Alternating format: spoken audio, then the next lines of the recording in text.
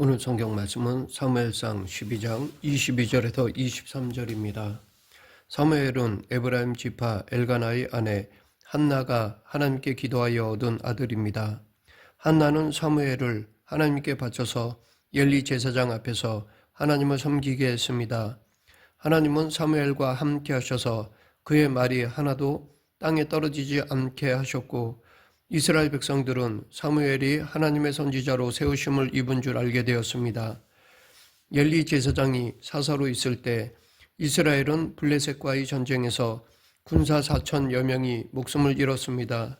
그러자 그들은 전세를 뒤집기 위해 실로에 있던 하나님의 법궤를 전쟁터로 가져갔습니다.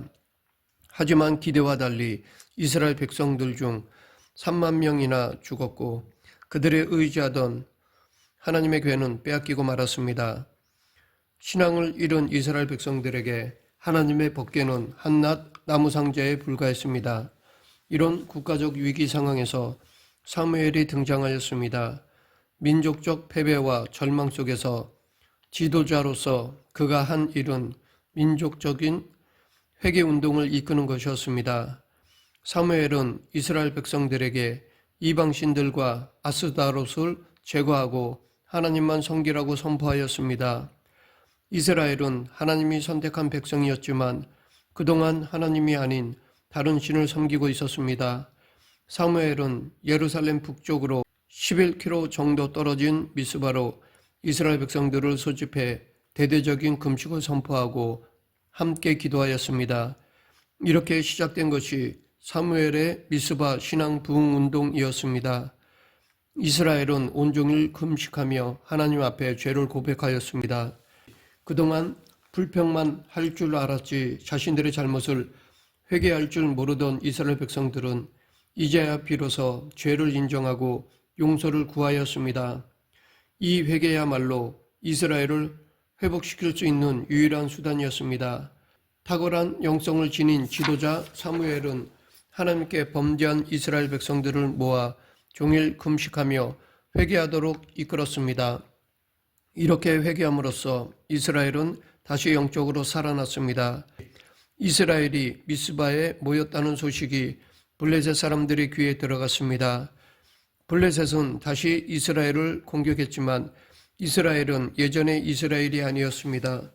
그들은 사무엘에게 간절한 기도를 요청할 만큼 하나님 앞에서 회복된 백성이 되었습니다. 사무엘의 기도에 응답하신 하나님은 큰 우레를 바라셔서 블레셋 군대를 어지럽게 하심으로 그들에게 패배를 안기셨습니다. 이 사건 이후 블레셋 사람들은 더 이상 이스라엘을 괴롭히지 못하였습니다. 이스라엘 백성들이 회개하여 하나님의 백성으로 신분이 회복되자 그들은 더 이상 약한 자가 아니었습니다. 하나님이 함께 하시는 강한 자로 바뀌었습니다. 이처럼 성도는 하나님이 함께 하실 때 가장 강합니다. 하나님의 백성에게는 하나님과의 관계가 무엇보다 중요합니다. 그리스도인은 경건을 잃으면 맛 잃은 소금처럼 버려져 밟히고 맙니다. 우리는 이 땅에 살면서 늘 바쁜 일에 쫓겨 경건을 놓치기 쉽습니다. 그러나 경건을 놓치면 다 놓치는 것입니다. 경건을 잃으면 남는 것이 없습니다. 그러하기에 아무리 바빠도 경건만큼은 꼭 붙잡고 가야 합니다. 불경건이라는 영적인 병에 걸리면 무엇보다도 회개해야 합니다. 잘못을 깨닫는 순간 하나님께 용서를 구하고 지금까지 유지해왔던 미지근한 신앙을 정리해야 합니다. 마음을 세상에 두고 하나님과 세상을 동시에 섬김으로 얻을 유익은 없습니다. 이러한 모습을 보고 기뻐하는 자는 마귀밖에 없습니다. 마귀는 우리가 미지근한 때 흐뭇해합니다. 주일 예배만 형식적으로 드리고 그 나머지 날에는 말씀과 기도를 내려놓으면 마귀가 좋아합니다. 그나마 미지근한 성도는 마음에 찔림이 있어 최소한 주일 오전 예배는 드립니다. 하지만 마귀의 입장에서 그 정도는 허용할 만합니다. 왜냐하면 나머지 시간은 다 자기와 함께하는 시간이 되기 때문입니다. 마귀는 그 정도면 됐어, 충분히 할 만큼 했으니까 괜찮아 라고 속삭입니다. 혹 우리 중에 이것으로 만족한다면 이것은 마귀를 기쁘게 하는 것입니다. 이런 삶을 경계해야 합니다. 미스바 회개 운동을 통해 이스라엘과 하나님과의 관계를 회복시킨 사무엘은 왕을 세워달라는 이스라엘 백성들의 요구가 마음에 들지 않았습니다. 왜냐하면 이것은 사무엘뿐 아니라 더 나아가 하나님을 거부하는 것이었기 때문입니다.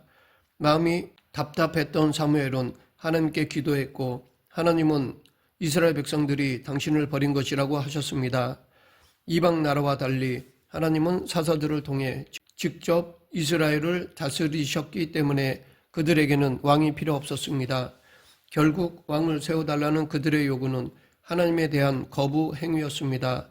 하나님은 사무엘에게 이스라엘 백성들의 원대로 왕을 세우되 왕의 제도가 갖는 문제점들을 백성들에게 가르치라고 하셨습니다. 그러나 이스라엘 백성들은 사무엘이 전한 왕의 제도의 문제점들을 듣고도 계속해서 왕을 요구하였습니다. 사무엘은 원치 않았지만 하나님이 허락하셨기 때문에 왕을 세우는 일을 시작하였습니다. 여기서 사무엘처럼 자기 마음에 내키지 않아도 하나님이 명하신 일을 하는 것, 이것이 순종입니다. 신앙생활을 하다 보면 내 마음과 하나님의 일이 일치하지 않는 일이 생기기도 합니다. 이때 신실한 자는 자기의 감정과 상관없이 하나님의 말씀에 순종합니다.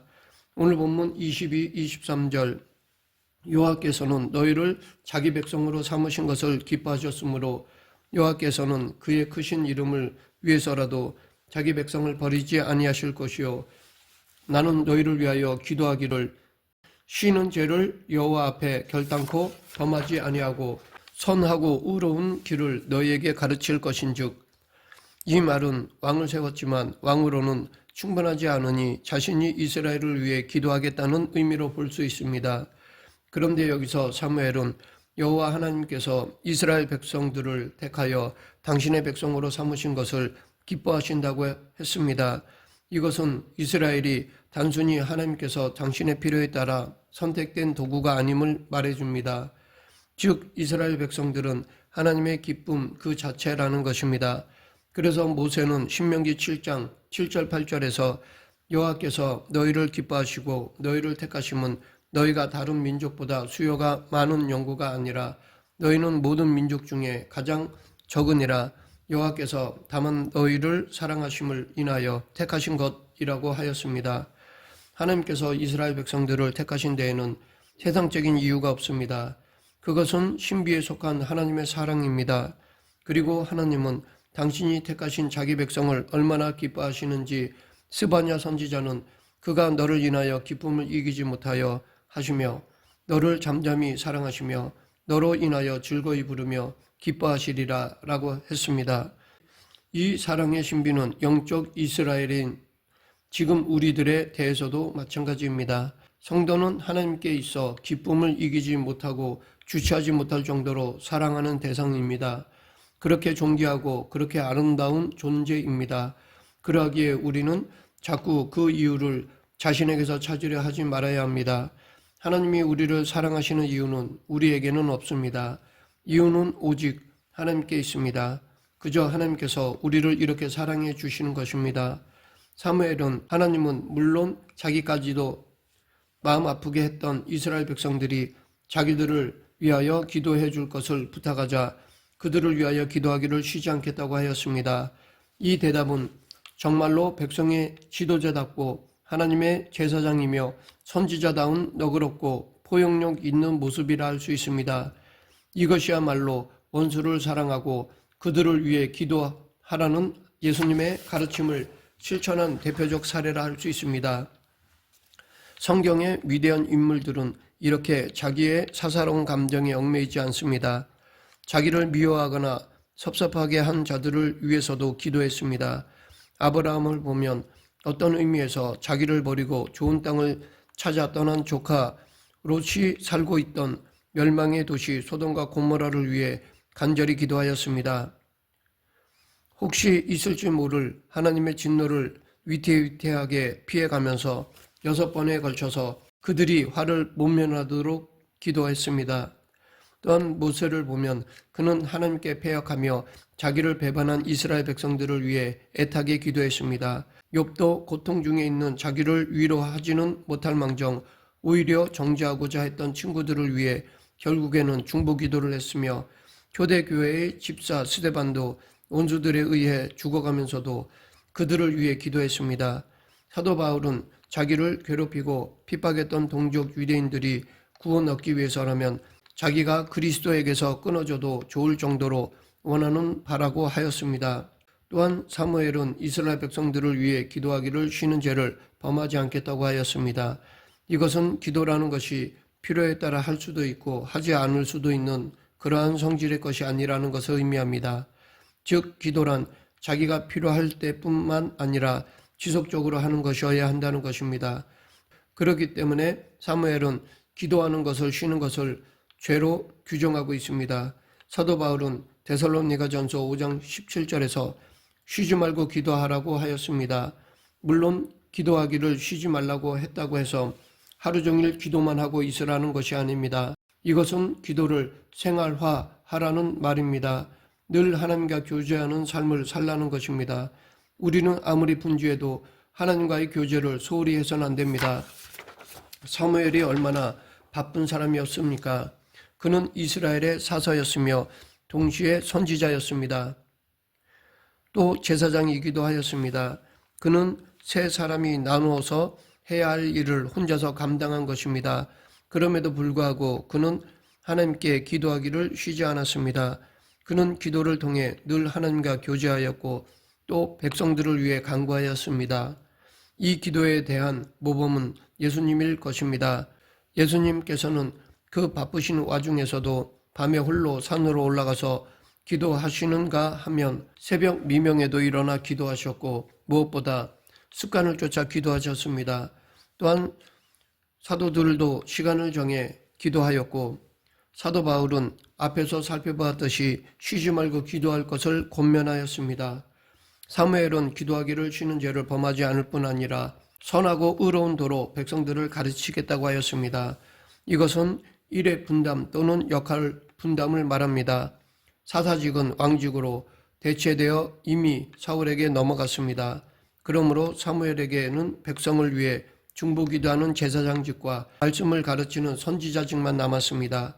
사실 사무엘의 입장에서는 너희가 원해서 왕을 세웠으니까 얼마나 잘 되는지 왕을 중심으로 한번 해봐 라고 자기는 제사장과 선지자직에서도 손을 놓을 수 있었습니다. 그런데 사무엘은 그렇게 하지 않았습니다.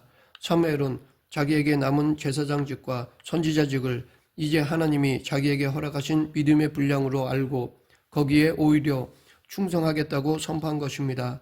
어떻게 하든지 감투를 하나라도 더 가지려는 지금의 지도자들과는 달랐습니다. 말씀을 맺겠습니다. 그리스도인은 하나님이 기뻐하시는 일이면 사무엘처럼 원하든 원하지 않든 또 안전하든 안전하지 않든 묵묵히 순종해야 합니다. 우리도 내게 주어진 일에 충성하며 남들이 알아주지 않아도 열심을 내야 합니다. 기도하지 않는 죄를 범해서는 안 됩니다.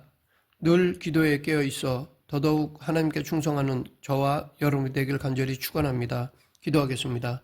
생사화복을 주관하신 하나님 아버지, 내게 주어진 사명을 내 중심이 아닌 하나님 중심으로 감당하는 그리스도인이 되게 하여 주시옵소서. 예수님 이름으로 기도드립니다. 아멘.